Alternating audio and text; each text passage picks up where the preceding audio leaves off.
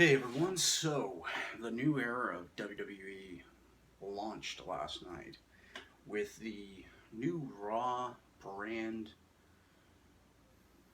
roster.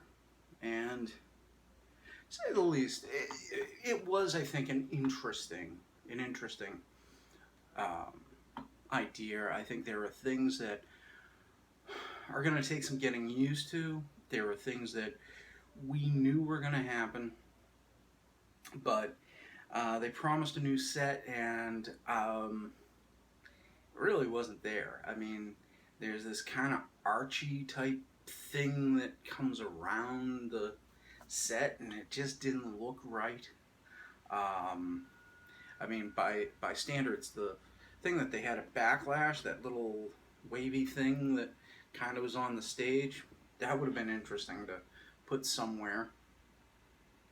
They had the broadcast team, which I liked, good broadcast team, but they were in the original Jim Ross, uh, Jerry Lawler area from years ago. Um, but I think the biggest thing, and the one thing that everybody's all talking about, is the WWE Universal Championship. And I think that's kind of an interesting thing. Raw seems like it's going to be kind of title heavy. I mean, they have the Universal Championship, the U.S. Championship, the Women's Championship, the Tag Team Championship, and we're going to get a Cruiserweight Championship. So that's five titles on the same brand versus SmackDown, which has the original WWE titles, the Intercontinental title and the World Heavyweight title. So it's just kind of interesting, and it makes you wonder if maybe Raw, something's going to happen where one of the titles is going to switch places over to SmackDown.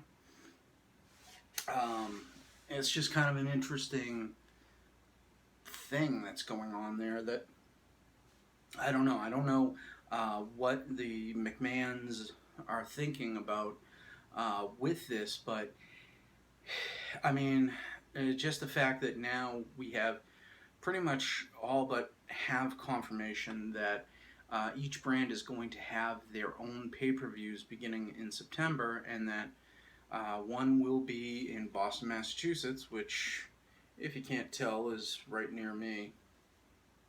Um, Night of Champions is now Clash of Champions, where every title is going to be up for grabs.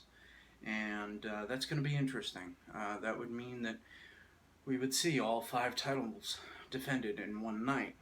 So I don't think, maybe they won't switch, have one of the titles switch hands just yet, but it should be interesting to see what happens going from SummerSlam into the 2 month period and into Survivor Series, which I'm hoping, at least with Survivor Series, we go back to classic Survivor Series where they did it for a while, where they had the Raw roster versus the SmackDown roster. I think that would be a really good idea. But as far as this new era goes, I'm kind of out on it. I know I was checking the internet last night, and a number of people were not happy with the name of the Universal Heavyweight Championship. It's not even a heavyweight, it's just the WWE Universal Championship. And I don't know, there are federations that have titles called the Universal Heavyweight Championship. So it does work. I'd have to check history to see if maybe even at one time WWE had a Universal Heavyweight Championship. I know the Intercontinental Championship's forebearer was the North American Heavyweight Championship, which is very NWA-ish, if you will. But anyway, looking at last night's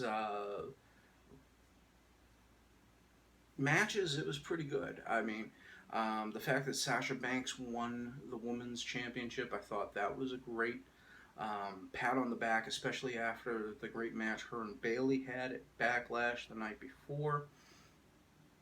Um, I think uh, Finn Balor, he got a great push for his debut, winning not just his Fatal 4-Way match, but the match against Roman Reigns. It really does make you think that something is going to happen with Roman. And I honestly think,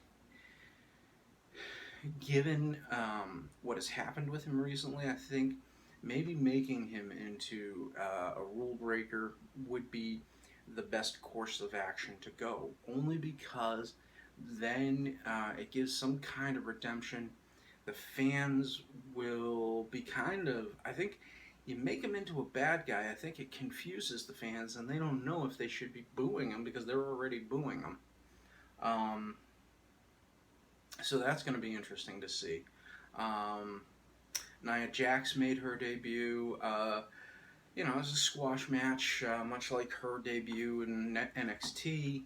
So it'd just be interesting, kind of, to see what happens there, especially since now, we don't know how long Sasha's going to hold on to the women's title. Um, but it'll be interesting to see. Will SummerSlam be the Charlotte versus Sasha rematch? That sort of stuff going on. And there's still some other things that we have to kind of wonder what's going on, how those are going to turn out. Um, Bullet Club versus the New Day. Well, the Club, sorry, versus New Day. That could be interesting, especially when you think that Finn Balor was the original leader of the Bullet Club in Japan, and now he's on the same roster with the club. It would make an interesting thing for the two of them to be together, especially since uh, Balor's kind of got the Bullet Club logo with the Balor Club in his introduction. That's going to be something to watch. Um, Other than that, I think it's going to be interesting. I think if this didn't bring ratings back up for Raw, I think the people need to that have been turning Raw off need to kind of go back and give it another chance right now, because I think there's going to be some interesting storytelling being told over the next few months. So we'll just have to wait and see how that goes. But anyway, we'll see. It'll be interesting to watch SmackDown tonight and see what exactly is going to happen. Anyway, this is Reverend Geek, and I'm out of here.